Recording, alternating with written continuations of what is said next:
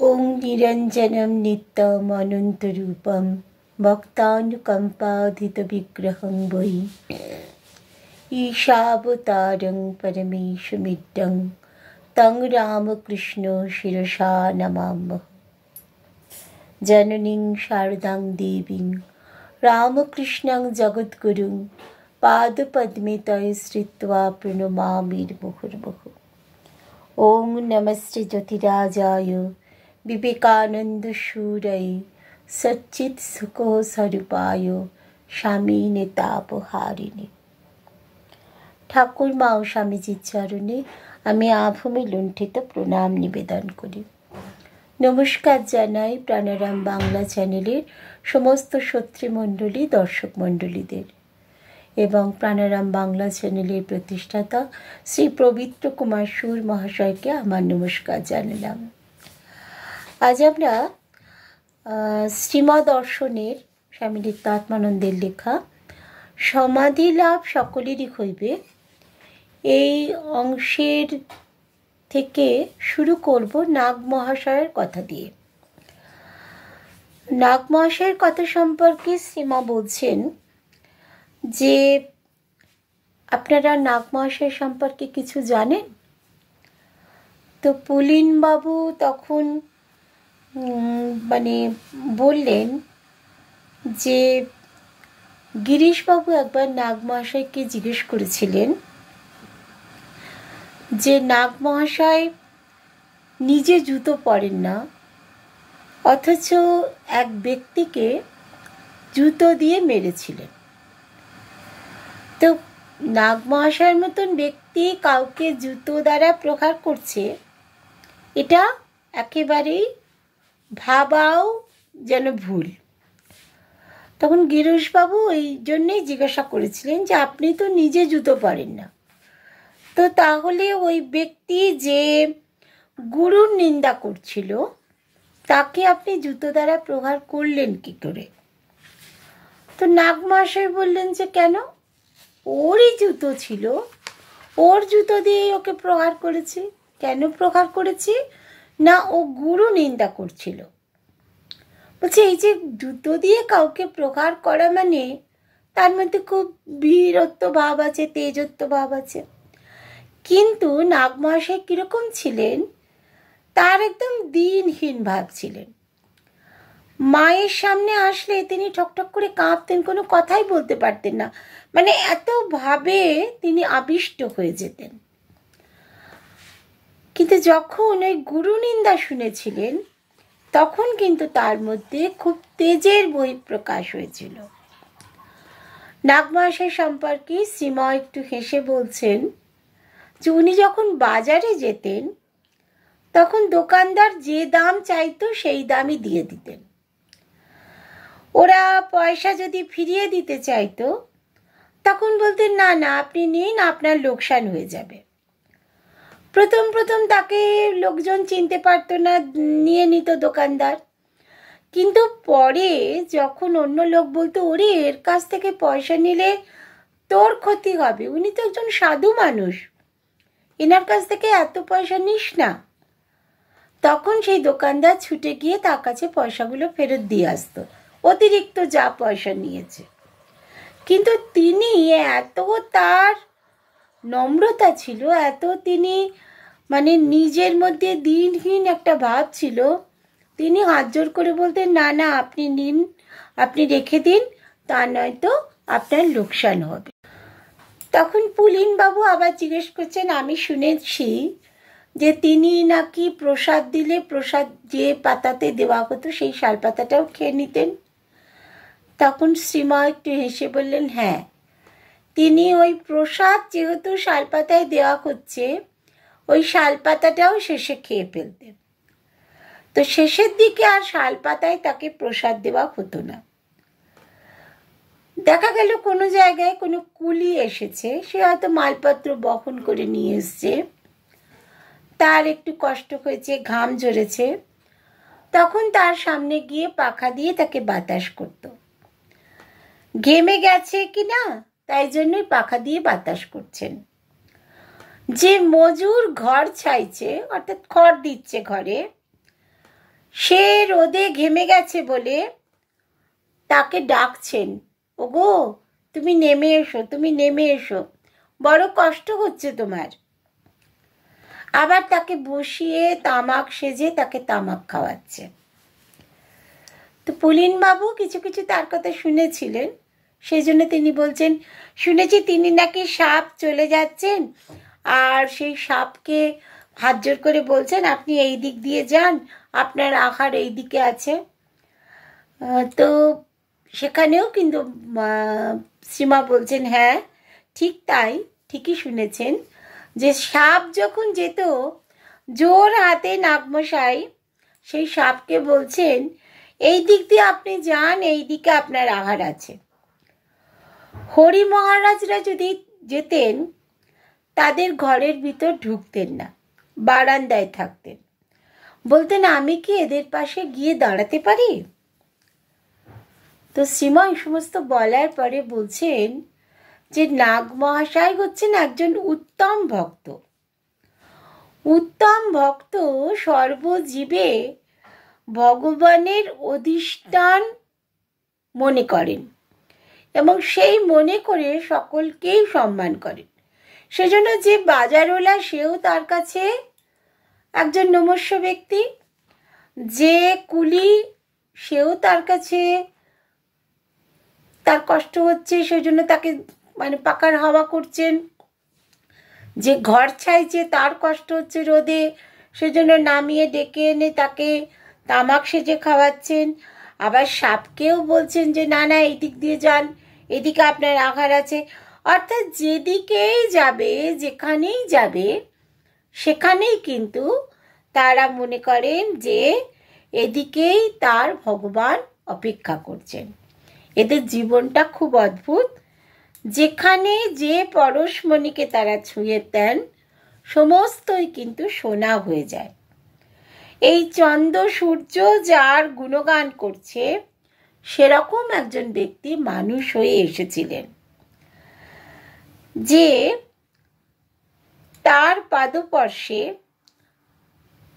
নাগমশাইয়ের এই অবস্থা।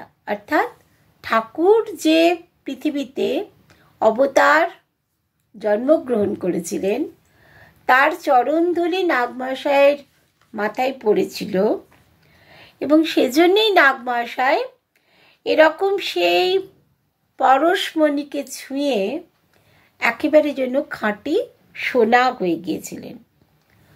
তো এই সমস্ত বলার পরে শ্রীমা বলছেন ধন্য নাগমহাশয়, ধন্য এই দেশ, যে তিনি এই দেশে জন্মগ্রহণ করেছিলেন।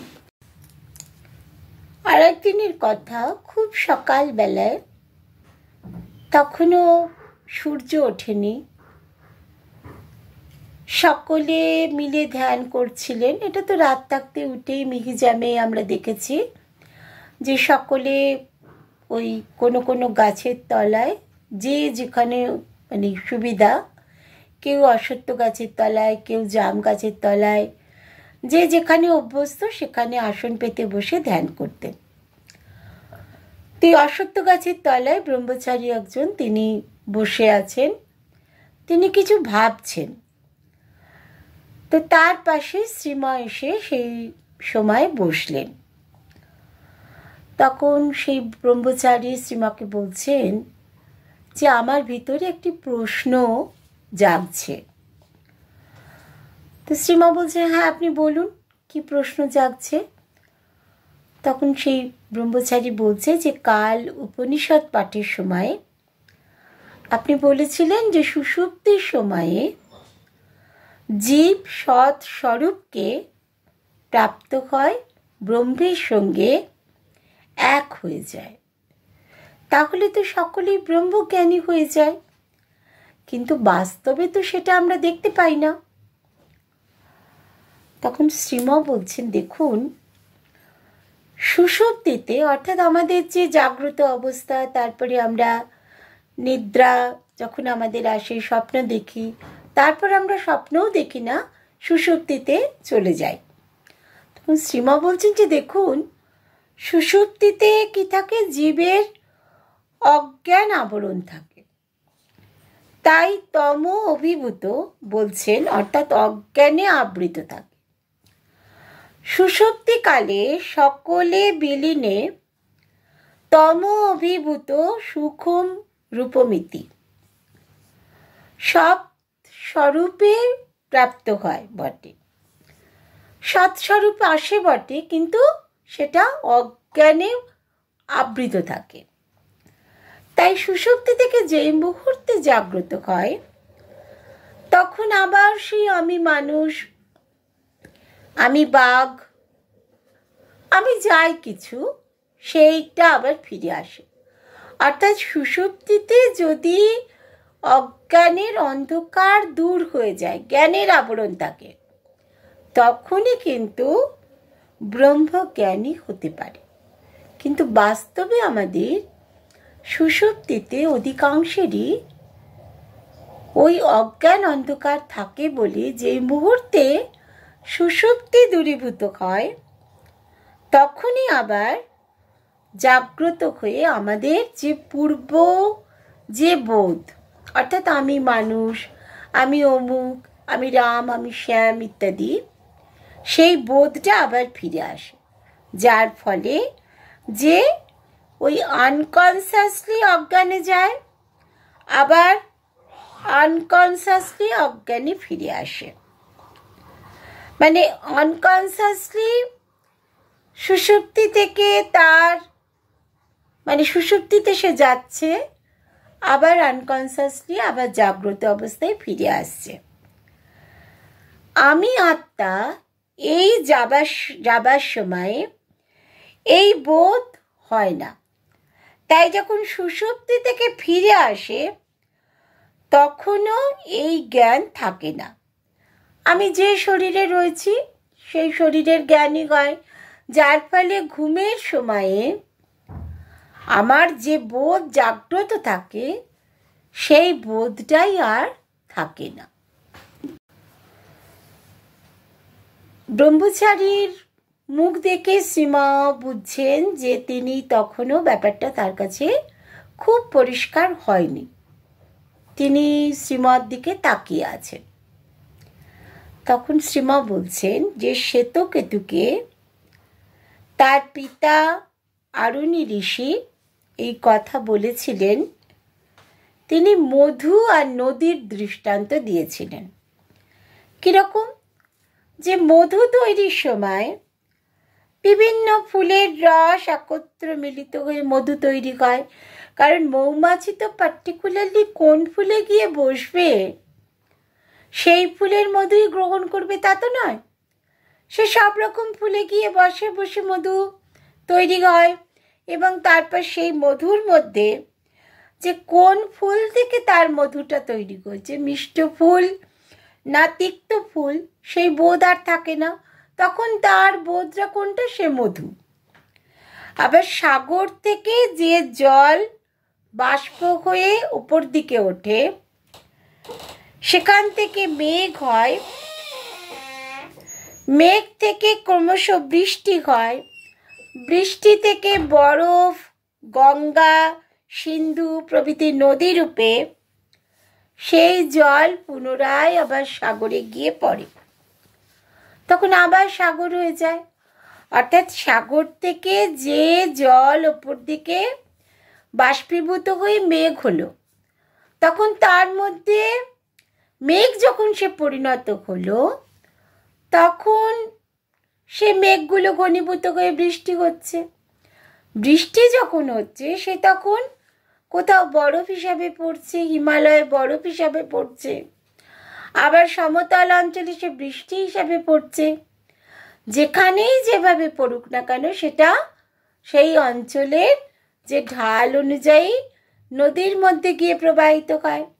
এবার নদী তখন সেটা গঙ্গা হতে পারে, দামোদর হতে পারে, সিন্ধু হতে পারে, যে কোনো নদীর মাধ্যমে সেটা আবার গিয়ে সাগরে পড়ে। তখন কি হয়? তখন কি আমি গঙ্গা থেকে এসেছি, আমি গঙ্গার মতন পবিত্র, আমি সিন্ধু থেকে এসেছি, আমি দামোদর থেকে এসেছি, আমি একটু কম পবিত্র ইত্যাদি ব্যাপারটা থাকে না। তখন সমস্ত কিছুই এক হয়ে যায়। যখন এই কথা শ্রীমা ব্রহ্মচারীকে বললেন, তখন তার মুখ দেখে শ্রীমা বুঝছেন যে কিছুটা যেন তার ভিতরে একটা পরিষ্কার হচ্ছে, যে ভাবটা তার মধ্যে ছিল যে ব্রহ্মজ্ঞান তাহলে সুষুপ্তি আসলেই যে ব্রহ্মজ্ঞান হয়ে যাবে, সেই ভাবটা যেন কিছুটা হলেও সে বুঝতে পারছে। শ্রীমা আরও ব্যাপারটা ক্লিয়ার করে দেওয়ার জন্য ব্রহ্মচারীকে বলছেন, দেখো, জীবগণ যখন সুষুপ্তিতে থাকে তখন সে সৎস্বরূপের সাথে মিলিত হয়, কিন্তু সেটা আনকনসিয়াস। তাকে অজ্ঞান অবস্থাতে সে জানে না। সুষুপ্তি ভঙ্গ হলে যখন সে জাগ্রত অবস্থায় ফিরে আসলো, তখন কিন্তু তার আর স্বরূপ জ্ঞান থাকে না। আমি সৎ স্বরূপ, আমি সৎ থেকে ফিরে এসেছি, এই যে জ্ঞান, এই জ্ঞানটা তখন আর তার থাকে না। তাই ফিরে এসে সে আমি রাম, আমি রামবাবু, আমি শ্যামবাবু, আমি অন্য অমুক ইত্যাদি যে ব্যাপারটা, সেই ব্যাপারটাই কিন্তু তার মধ্যে তখন বিরাজ করে। অর্থাৎ অনেক মানুষই দেখা যাবে যে ঘুমের মধ্যে প্রথমে স্বপ্ন দেখে, তারপর যখন ঘুম আরও গাঢ় হয় তখন সুষুপ্তিতে চলে যায়। কিন্তু সুষুপ্তি মানেই যে সে ব্রহ্মজ্ঞান প্রাপ্ত হলো তা কিন্তু নয়। সে তখন ওই সৎস্বরূপের সঙ্গে যে গিয়ে মিলিত হচ্ছে, তার মধ্যে সেই জ্ঞানটুকু থাকে না। সে অজ্ঞান অবস্থাতেই যায়, আবার অজ্ঞান অবস্থাতেই সুষুপ্তি থেকে জাগ্রত অবস্থায় ফিরে আসে, এবং যার ফলে যেখান থেকে সে গিয়েছিল সেখানেই সে ফিরে আসে। অর্থাৎ তার যে শরীর, সেই শরীরের জ্ঞানটুকুই তার মধ্যে তখন থাকে। কিন্তু যারা কনসাসলি এই স্বজ্ঞানে যারা সুষুপ্তিতে যায়, তারা ফিরেও আসে ওই কনসাস অবস্থায়, স্বজ্ঞানে। আমি ঈশ্বর বা আমি ঈশ্বরের সন্তান, এরকম একটি ভাবকে আশ্রয় করে যারা সেই ঈশ্বরের কৃপায় তাকে দর্শন করে, তাদের যখন সুষুপ্তি ভেঙে যায়, জাগ্রত অবস্থায় যখন তারা আবার ওঠে, তখন সেই ভাবটা তাদের মধ্যে বজায় থাকে। অর্থাৎ সেই জ্ঞান ক্রমশ দৃঢ় হয়। ঠাকুর বলতেন, বিশ্বাস তখনই পাকা হয়। এই বিশ্বাসেই জনক রাজা বলেছিলেন, মিথিলা ভস্মীভূত হয়ে যাক, তাতে আমার কিচ্ছু নয়, আমার কি? অর্থাৎ আমি তো অবিনাশী আত্মা। মিথিলায়াং প্রদীপ্তায়াং ন মে দজ্জতি কিঞ্চন। এই বিশ্বাসেই ক্রাইস্ট বলেছিলেন, not as I will but as দাও উইল্ট। পিত, তোমারই ইচ্ছা পূর্ণ হোক। আর তাতে ক্রুশবিদ্ধ হলেন, কিন্তু তিনি জানতেন ক্রুশবিদ্ধ কে হচ্ছে। তিনি তো পিতার সন্তান, ক্রুশবিদ্ধ তো তিনি হচ্ছেন না, যারা করছে তারাই তাকে দেখছে ক্রুশবিদ্ধ অবস্থায়, তিনি হচ্ছেন না। সুতরাং যিনি কনসাসলি সুষুপ্তিতে যাবেন, তার মধ্যে ওই তিনি যে সত্য স্বরূপ, তিনি যে ঈশ্বর বা ঈশ্বরের সন্তান, সেই বোধটা সঠিকভাবে থাকে। শ্রীমা একটা খুব সুন্দর উদাহরণ দিচ্ছেন। বলছেন, কীরকম ব্যাপারটা জানো? একজনের ধরো সে বিজনেস করছে, বিজনেস করতে গিয়ে তার কিছু টাকা নষ্ট হয়ে গেল, কিন্তু ব্যাংকে তার অনেক টাকা গচ্ছিত আছে। সে বুঝতে পারছে কিছু টাকা নষ্ট হয়েছে, বাইরে অনেক মন খারাপ হলেও অন্তরে তার দৃঢ় বিশ্বাস আছে যে ব্যাংকে আমার এত টাকা জমা আছে। আর একজন যার ব্যাংকে কোনো টাকা জমা নেই, তার একটা ব্যবসা হলো, সেই ব্যবসাতে সে মার খেলো, মানে ব্যবসা তার ঠিকঠাক চললো না, সে টাকা পয়সাগুলো জলে গেল। তখন সে কিন্তু ভীষণ চিন্তিত হয়ে পড়বে, কারণ তার তো কোনো টাকা নেই, সে একেবারে নিরুপায়। এটাও হচ্ছে ঠিক সেরকম, যে ব্যক্তি সজ্ঞানে সুষুপ্তিতে যাচ্ছে তার ওই ব্যাংকে টাকা আছে লোকের মতন, আর যে ব্যক্তি অজ্ঞানে যাচ্ছে তার হচ্ছে যার ব্যাংকে টাকা নেই, ঠিক সেই রকম।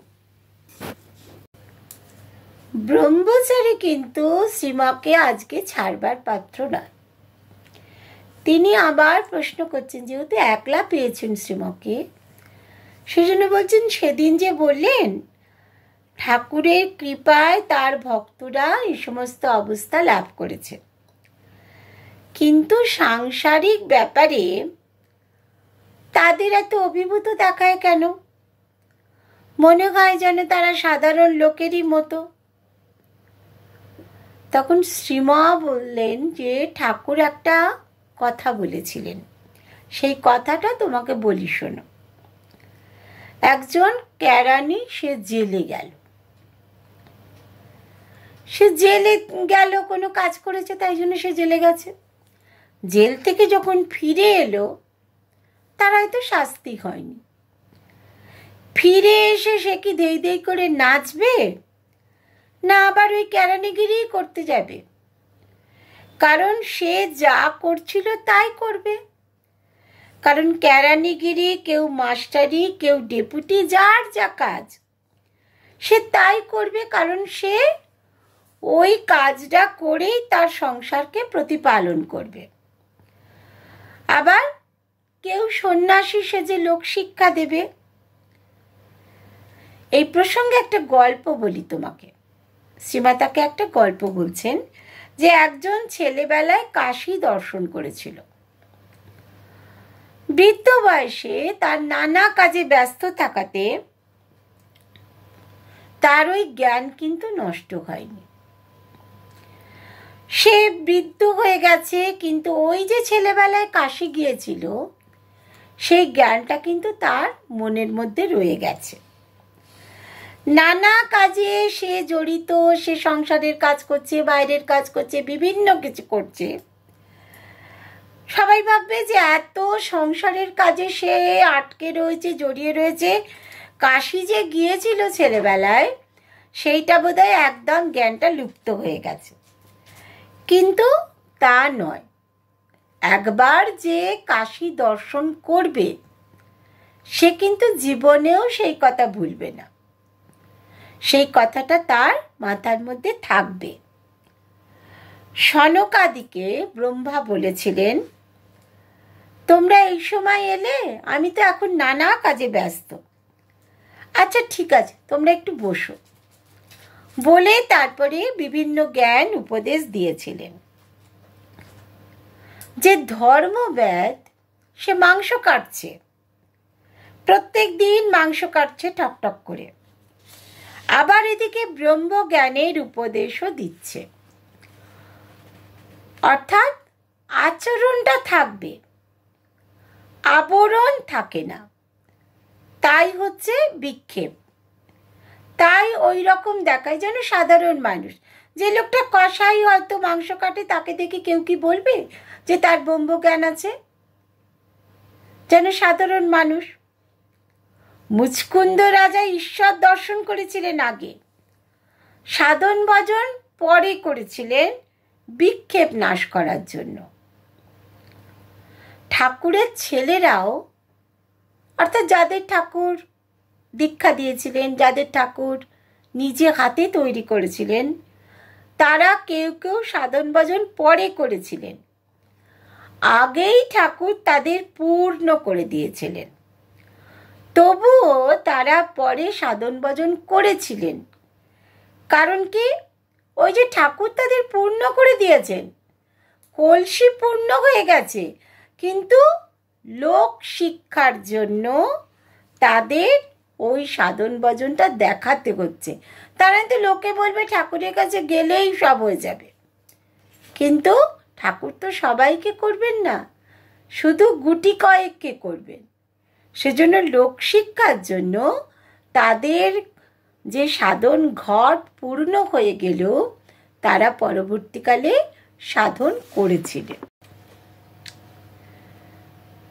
কি করে সর্ব অবস্থায় আত্মজ্ঞ পুরুষের জ্ঞান থাকে, তার একটা দর্শন আমরা গীতাতে পাই। পঞ্চম অধ্যায়ের 9 শ্লোক, ইন্দ্রিয়াণি ইন্দ্রিয়ার্থেষু বর্তন্ত ইতি ধারয়ন।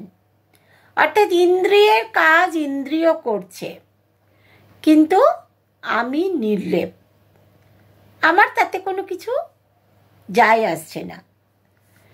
যে লোকটা কাশী দর্শন করেছে, সে বাল্যবধি হয়তো কাশীতেই বাস করেছে, তার অন্তরে কাশীর জ্ঞান রয়েছে, বাইরের ব্যাপারেও কাশীরই চালচলনের আধিক্য দেখা যাচ্ছে। যেমন সুখদেবের কথা বলছেন, As a man one enters, as a saint and seer one returns. এই ধরনের মানুষরা কি করেন? আত্মদর্শনের পরে ঋষিত্ব দেবত্ব লাভ করে। আগে আত্মদর্শন হয়ে গেল, তারপর ঋষিত্ব দেবত্ব, তারপর সাধন ভজন করে ঋষিত্ব দেবত্ব ইত্যাদি লাভ করছে। এটাই হচ্ছে সমাধি এবং সুষুপ্তির মধ্যে পার্থক্য। এতগুলো কথা বলার পরে তখন ব্রহ্মচারী বলছেন, হ্যাঁ, এবার আমি ঠিকঠাক বুঝতে পেরেছি। শ্রীমা বলছেন, দেখো, এই বিষয়ে শঙ্করাচার্য খুব ভালো করে বিচার করেছেন এবং শঙ্করকে অবলম্বন করে পঞ্চদশী রচনা করা হয়েছে। এতেও আছে যে বেদান্ত দর্শনে ব্যাসদেব বিচার করেছেন, কিন্তু মূল উপনিষদ এখানে সংক্ষিপ্ত। তাকেও প্রার্থনা করতে হচ্ছে যে বুঝিয়ে দাও, বুঝিয়ে দাও এই কথা বলে। তার কৃপায় তিনি দেখিয়ে যদি দেন তাহলে অন্যরকম বোধ হয়, বিচারের দ্বারা একরূপ বোধ হয়, আর যখন দর্শন করিয়ে দেওয়া হয় তখন অন্য রূপ বোধ হয়। শ্রীমা আরও বলছেন যে পরোক্ষ জ্ঞান অর্থাৎ ইন্টেলেকচুয়াল কনভিকশন, এটা যদি দৃঢ় হয় তাহলে ভগবানের কৃপায় প্রত্যক্ষ দর্শন, যেটা ডিরেক্ট রিয়েলাইজেশন, এটা হয়ে যায়। পরোক্ষ এবং অপরোক্ষ এই দুটোর মধ্যে আর কোনো রকম পার্থক্য থাকে না। এবার কেউ যদি আমেরিকার কথা পড়ল বা ধারণা করলো, তারপর যখন সে আমেরিকায় গেল তখন তার একটা প্রভেদ বোধ হবে, কারণ পড়ে বা দেখে, পড়ে ধারণা করার থেকে দেখে তার একদম কিছুটা ভিন্ন রূপ মনে হয়। ঠাকুরের কৃপায় কেউ কেউ এইরকম অবস্থা লাভ করেছে। আর সব থেকে অন্য একটা পথ আছে, সেটা হচ্ছে কি ভক্তির পথ, যে প্রার্থনা করতে হবে, কান্নাকাটি করতে হবে, তাকে ভালোবাসতে হবে। যেমন গোপীরা, তারা কৃষ্ণকে প্রাণ দিয়ে ভালোবেসেছিল, তাদের সমাধি, ব্রহ্মজ্ঞান, ভাব, মহাভাব সমস্ত কিছু তাদের লাভ হয়েছিল। কারণ কি? তারা কৃষ্ণকে প্রাণ দিয়ে ভালোবাসত। শ্রীকৃষ্ণের মাথার যন্ত্রণা হচ্ছে, উদ্ধব এসে সবাইকে বলছেন যে পায়ের ধুলো, সেই পায়ের ধুলোটা শ্রীকৃষ্ণের মাথায় যদি লাগানো যায় তাহলেই শ্রীকৃষ্ণের মাথার যন্ত্রণা সেরে যাবে। তো সেখানে কেউ তাকে পায়ের ধুলো দিতে চাইছে না, শ্রীকৃষ্ণের কপালে তাদের পায়ের ধুলো। তো গোপীদের যখন এসে বলা হলো যে শ্রীকৃষ্ণের মাথার যন্ত্রণা করছে, পায়ের ধুলো যদি লাগানো যায় তাহলে মাথার যন্ত্রণা কমে যাবে। তখন গোপীরা অস্থির হয়ে বলল যে শ্রীকৃষ্ণের মাথার যন্ত্রণা হচ্ছে, পায়ের ধুলো লাগবে, কত লাগবে নিয়ে যাও, কারণ তার মাথার যন্ত্রণাটা আগে সারানো দরকার। অর্থাৎ তাকে কতটা ভালো তারা বাসে, যে তিনি যে শ্রীকৃষ্ণ, সেই ভালোবাসা থেকে তারা কিন্তু তাকে আপন ভেবেছে, যে তারা শ্রীকৃষ্ণ বলে দূরে ওপর দিকে রেখে দেয়নি, তারা তাকে সমগোত্রীয় ভাবছে, যে সে আমাদের বন্ধু, সে আমাদের সখা, সে প্রাণবল্লভ। তার যদি মাথার যন্ত্রণা হয় তাহলে তাকে যে কোনোভাবে মাথার যন্ত্রণা দূর করতে হবে। সেই জন্যই তাদের ব্রহ্মজ্ঞান ভাব, মহাভাব ইত্যাদি সব কিছু লাভ হয়েছিল। সেজন্য ঠাকুরকে কি করতে হয়? প্রার্থনা করতে হয়। তার উপর যদি ভালোবাসা চলে আসে, ওই যে গোপীরা আয়রে নেড়ে খাড়ে করে তাকে ভালোবেসেছিল, আপনি আজ্ঞে করে তাকে দূরে রাখেনি, সেই জন্যেই তিনি অবতার। নিজেই বলেছিলেন কি না, যে সচ্চিদানন্দ মানুষ শরীর ধারণ করে এসেছেন। ঠাকুরের কথা বলছেন, যে ঠাকুর কেন অবতার, নিজেই বলেছিলেন যে সচ্চিদানন্দ মানুষ শরীর ধারণ করে এসছে। কতবার নিজে বলেছেন, আমার চিন্তা যে করবে সে আমার ঐশ্বর্য লাভ করবে, যেমন পিতার ঐশ্বর্য পুত্র লাভ করে। মাকেও তো বলে যাচ্ছেন যে যে তোমার কাছ থেকে এসে মন্ত্র নেবে তাকে শেষ সময় এসে আমি হাত ধরে নিয়ে যাব। অর্থাৎ তিনি একেবারে মাকে একদম পরিষ্কারভাবে বলে যাচ্ছেন, যাদের যাদের দায়িত্ব মা নেবেন তাদের পিছনে, মায়ের পিছনে যেমন তাদের পিছনে মা থাকবেন, মায়ের পিছনে আবার ঠাকুর থাকবেন।